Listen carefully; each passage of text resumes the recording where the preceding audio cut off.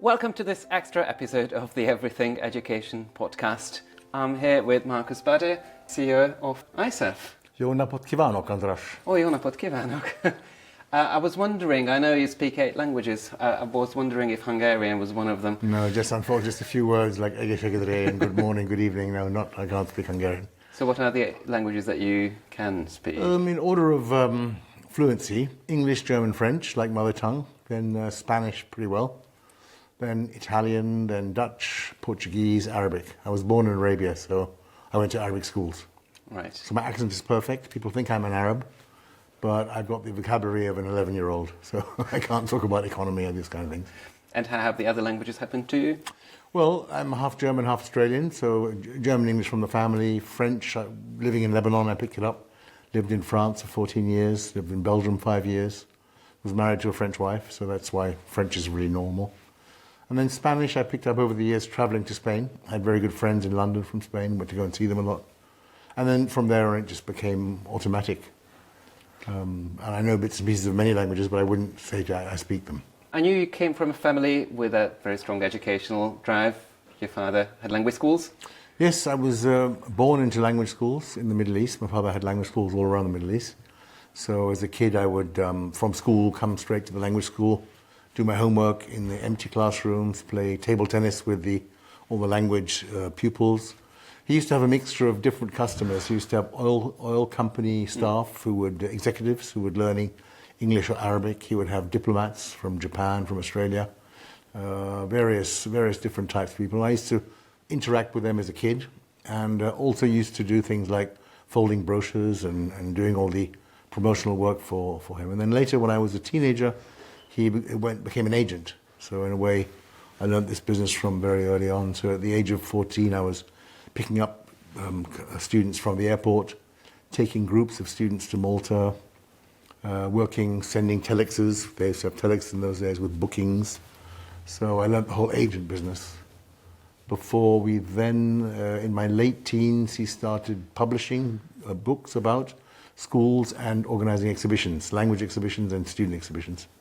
But by then you were into journalism, weren't you? Yes, that was always the story. As of in my teens, I wanted to do journalism and not the family stuff. So I went to a French grande école called CELSA in the Sorbonne, which is dedicated to journalism. And I worked in the French press for a while. And so I was always doing a bit, half the family business and half journalism. And then at one stage, I think in my early 20s, the penny dropped. And I realized, well, journalism was good, but that I would take decades to get anywhere in journalism, because it's a bit like being a chef or working on ships. They have you do the basic jobs for a long time until one day you've got glory. Whereas I realized that in my own company, my father's company, I was already organizing exhibitions in Korea at age 24, or flying off to Singapore. And so in a way, I soon realized. But I am still passionately interested in news. I read various media in different languages. I even still have paper magazines delivered to my house. So I haven't lost the interest in daily things. And obviously, ICEF does publications as well. Yes, exactly. We started that in 2010.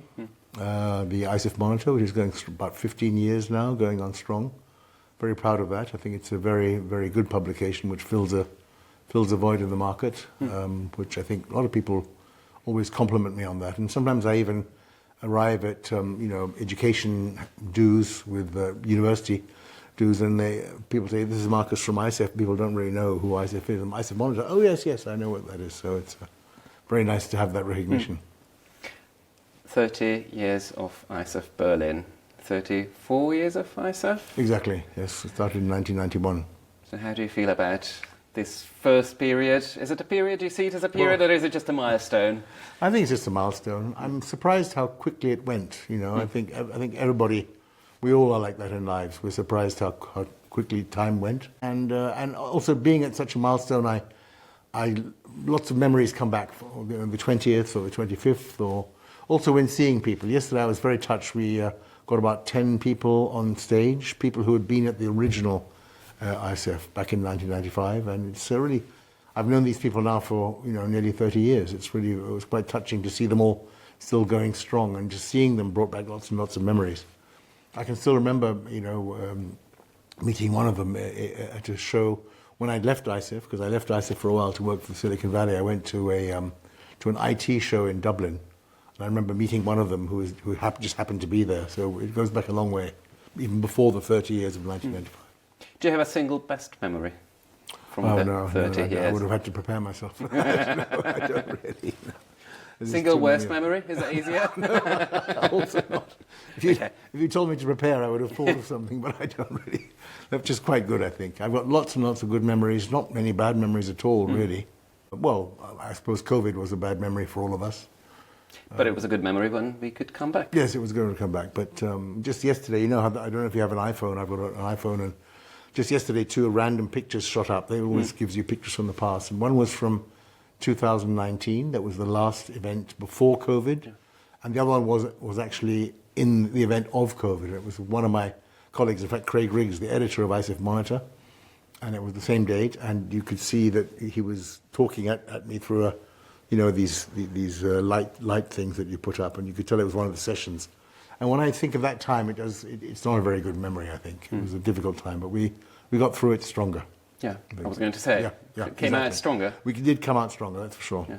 Apart from COVID, what's the biggest kind of change in the way ICEF works, or what it means to people? I mean, obviously, it's grown in size, but is there anything else that has fundamentally changed about how to I would say yes. I mean, we've always been, as I said, when I took over ICEF back in 2004, it was very different to what it is now, or even what it was a few years later, because it was basically just a few tables in a room.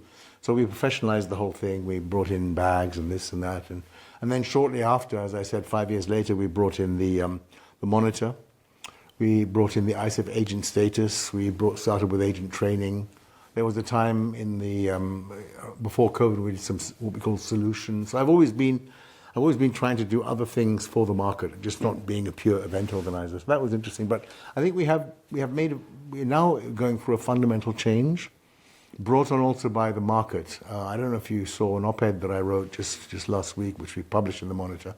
The market really has changed after all these years of massive growth, and after COVID, 23 was a year with boundless growth.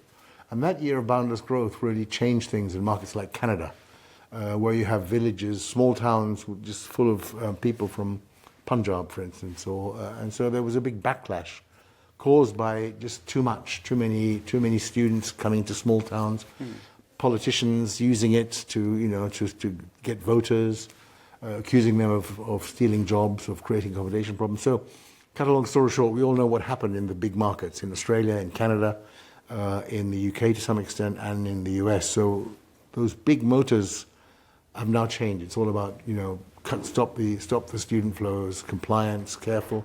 So that is why I'm saying this. That has changed a little bit what we're doing.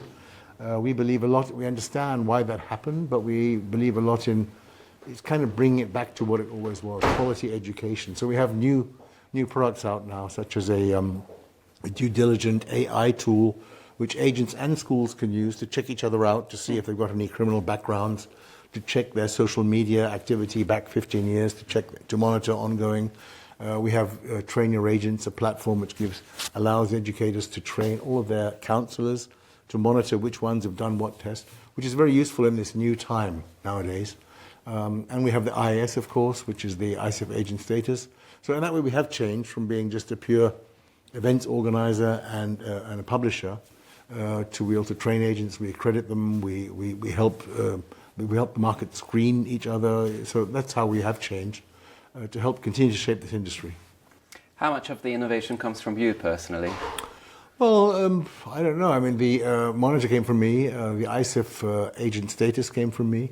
And I don't know if to say it comes from you, these ideas just arise. They arise naturally. I mean, the ICEF agent status started in 2010 when we saw agents saying, I'm a member of ICEF. And we said, look, you can't say you're a member. We're not a membership organization. So we're going to call this thing ICEF agent status, which if you were screened, you got that status. And it was valid for 2 years. And then with these whole market problems, recently we decided, well, look, we don't want the markets to get ahead of us. We don't want Canada to say, we only will allow you to work with Canada-approved agents. So we formalized it a bit. We hired extra staff. We charged the agents a small administration fee. and then we call it the IAS, and since about 2 years. So I think these things all evolve normally. The AI tool was supposed to be just a software function where we could check out agents, and it evolved into what it is now.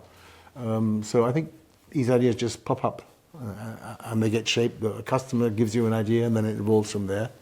The reason why I'm asking is just to understand how much it still is a family business compared to what it was probably 34 years ago. It is still a family business, so because it's owned by the family, so that hasn't changed much. But maybe, one thing I'm very proud of is also our staff has changed quite a bit since the pandemic. We were about 80 people before the pandemic, and during the pandemic we kept everybody. Luckily, we managed to get through that time. We only lost 2 or 3 people during the pandemic, and then after the pandemic we had what we call the Great Resignation. A lot of staff that had been with us for a long time, the logistics team, the events team, they had been sitting on the couch for 2 years during the pandemic, getting paid through government grants. Suddenly they had to come back to work. We increased the events, and they said, no, I'm not going to do this. Similar to in gastronomy or in hotels. After the pandemic, many people decided they didn't want to go back to working in the kitchens or whatever. So what I'm trying to say is after the pandemic, we brought in new people who then also brought in new people, more professional people. So the ICEF of before is no longer like the ICEF of now. I would say now we're about over 100, 104, and a good 60% of that is all new since the pandemic. So, and that has changed, but the control is still very much in the family hands. Do you ever meet all of you ICEF staff in yes, person? Usually we do. Usually we had the big, in Berlin usually we had a big meeting. Ironically, this is the first year we don't have a meeting. It's kind of funny that we have our 30th, but we don't have a big ICEF meeting. But usually we have summer meetings for the ones in Europe, and we did have Berlin was the big get-together for worldwide. This year we didn't do it for some reason or another. Not everybody is here, but we do meet each other at events all the time, and we're very active with things like Slack. So we see each other all the time. We're constantly video meeting. That's, of course, like any company, since the pandemic, we've evolved much more online than we used to be. So we're constantly meeting each other on Zoom every day on Slack. Yeah. And you all travel a lot? I travel a lot, so I see a lot of the people. Yep, I see them all the time. How much of the year do you spend on the road? Probably a good half, I would say. I just enjoy it. I've always been enjoying travel. Especially now I don't have a home, so it's easy to travel when you don't have a home. All right, okay. Yeah. Yes, I was renting in Munich, and we bought a place in Munich, which it just took much longer to be finished than it should have been finished in July 24. It's now going to be ready in December 25. It's a German building company that just takes too much time. They say they don't get the stuff from China, or they don't get this, they don't get that. So for want of a better place, I just keep on doing laps around the world. Of course, combining it with work, so it makes sense. And I quite like traveling. Does it ever get too much, though? Sometimes, yes, sometimes it does. Yeah, it does. When you do need a break from time to time. Do you never get really bored of all the events? It's a never-ending cycle, isn't it? It does, yeah. I do sometimes, I think. And now I only go to new events or to events where I have a specific reason to go. But I used to go to all of them. I don't go to events. Like now in Miami, I'm not going at the end of the year. I would dread the idea of having to go back to Miami because there's no reason to go. I've been there so many times. So I only go to an event if I want to meet a particular person, if there's something particular to do, or if it's a new event. But I do ask myself that question. I even asked that myself yesterday. I said, how long are you going to be doing this for? How long are you going to be happy doing this for? But it's the good thing is my life is always very different. It's not. It might seem like the same, but it always is. It is the same, but it's always very different, which is very good. But did you come up with an answer to yourself? Not yet, no. And it is interesting. I mean, I think the big moment of truth will come when the new apartment is finally ready. Because we've been travelling since January 24, basically. We've gone around the world 4 times, my wife and I. And then the moment of truth will be when we have that flat, see what do we do and try and calm down a bit. And what I do miss, I must say, is the regular life. The regular food at home, regular sports. You do sports, you do have healthy food, but it does change a lot. You have to have lots of discipline to make sure that you are healthy. Whereas when you're home, you can do that. So ask me the same question in January, I'll let you know. I will. And I hope to be able to repeat the conversation in the 60th Ah, yes. Okay, why not? anniversary of ICEF Berlin as well. Let's start with the 35th and then the 40th. Let's do it 5 years at a time. Okay. Right, thank you so much for your time. Köszönöm szépen. Köszönöm szépen. Dankeschön. Nice to meet you. Thanks, András. Thank you.